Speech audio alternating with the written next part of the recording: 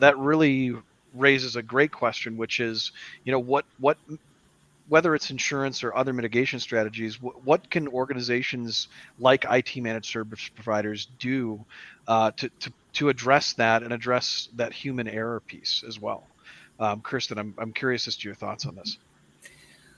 Well, we all talk about security awareness training and internal policy. I think one of the things organizationally, aside even from the service providers at the start, is that organizations need to have a real top-down security posture position. Security matters to us. It's our bread and butter. This is our life and our livelihood.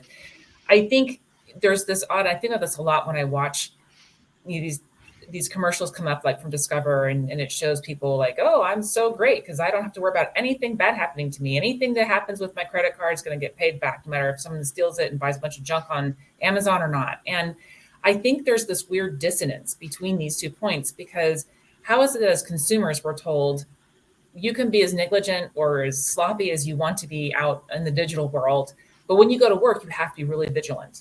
And how do you manage those 2 points? And so I feel like that's sort of a broader conversation that we need to have around the human element, because I feel like we're talking out of both sides of our mouths when we have that conversation. So how do we have security awareness training that really emphasizes the importance of the business mission and how we use technology as organizations to keep you in your job?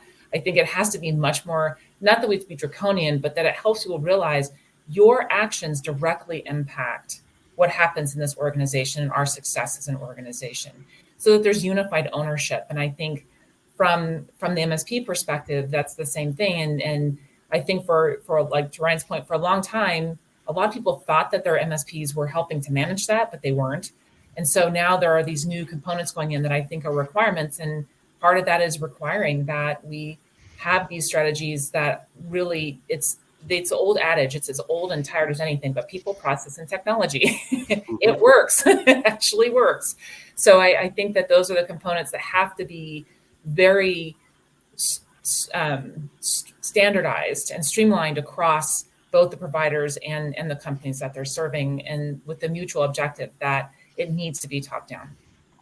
Yeah, no, completely agree. And I think you raise a number of points, Matt, that I'm curious about your input on, especially since you work in the privacy and identity world as well, within the RetireCo family.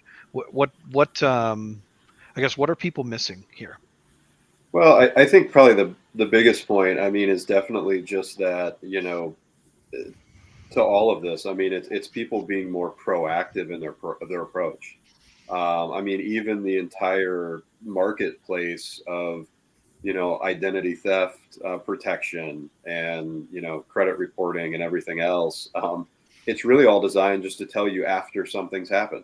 It's, oh, look what bad just happened.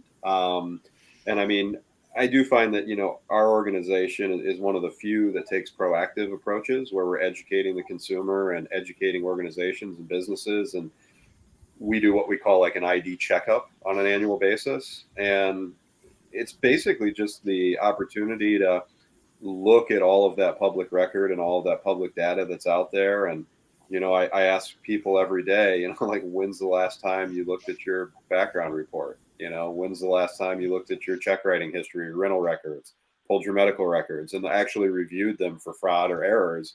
And most people have either never done it, or they certainly aren't doing it on an annual basis. So we're really encouraging people to be diligent and do that annually, because that's a really great indicator. If you have fraud or errors that appear there, that you may be compromised. From an organizational standpoint, we're starting to see more and more of the, financial advisory firms, the broker dealers, the banks, the credit unions. They're employing this now, not only for their employees, but also for their customers. It's when they bring on a new hire or they bring in a new customer to that organization or institution. It's, well, before we even set them up in our system, let's see if maybe they've already been compromised. And they take that time and, put a little bit of effort and energy in there. But I think it's just largely education, and kind of to Kirsten's point, like, everything being so reactionary and, promoting this, oh, you can do anything you want and you can post your social security number on TV and it's fine, right? Like, well, again, it's just a really bad way of marketing, I think identity and cyber security protection in general.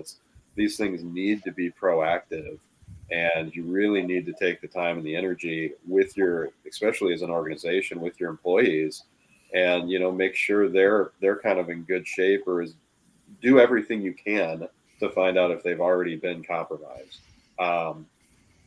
And I think, as you see more organizations taking that approach, and what we see in the financial service industry, it's shocking because almost a quarter of the people that we take through this process have errors or fraud. So, I mean, if you take an organization that has 1,000 employees, odds are 250 of their employees are compromised in some way, or there's errors. Yet, shockingly, they have a laptop that's hooked up to the corporate server, and they got a cell phone they run around with that they can log into their email. And, we have had financial advisors that lose a cell phone that has, hundreds of millions of dollars of financial data related to their clients on it. And again, it's just a matter of just a little bit of proactive measure just to ensure, okay, do we have an issue before we have an issue? The alerts aren't good enough, in my opinion. So. Yeah, no, I agree. To both the point that you and Kirsten made there, I think the whole industry is kind of curved around the after effect and the bad that's already happened, and not enough around, putting in people's headspace like, hey, being responsible, working securely, which is really like, if you boil this down to its simplest form, that's what security really is, right? It's transacting business in a responsible and secure manner. And I think what I'd like to see, although I don't know that I am seeing this, what I'd like to see in the industry is for security awareness programs in general to be more geared at educating employees on the business processes they're responsible for and how to actually make sure that those business processes are secure, as opposed to just telling them, don't click on links, because everybody has been parroting that since the beginning of time. And of course it's true, but it's not the only thing that folks need to consider, and the human element of being aware and being secure in how they're transacting business. Ryan, I'm curious, because you come from the IT managed services world and you've solved this both for customers and internal companies. I guess, what are your thoughts on this one? I think addressing the human element, it really just needs to be embedded in your culture. I know at Illumio, for example, I mean, we go through all of the security awareness training in the world, but we also have, a Slack channel with immediate access to our security team.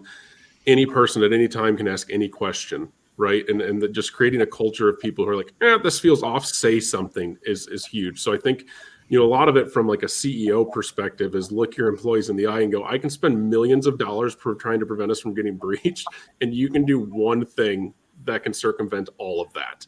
Right. So the reason we're so crazy about this is, I was previously a CEO of a company out of Chicago, and we had a policy that if you ever left your desk and your computer was unlocked, the person would go to your computer, they'd open your email, they'd send an email to all staff, and they'd say, this person owes everyone donuts, and they'd have to bring donuts in for the entire company the next day. Like, some of this stuff could be gamified. But I do think from a technology perspective, we're getting a lot better at identifying, especially like business email compromise, obviously is the source of the majority of a lot of what goes wrong.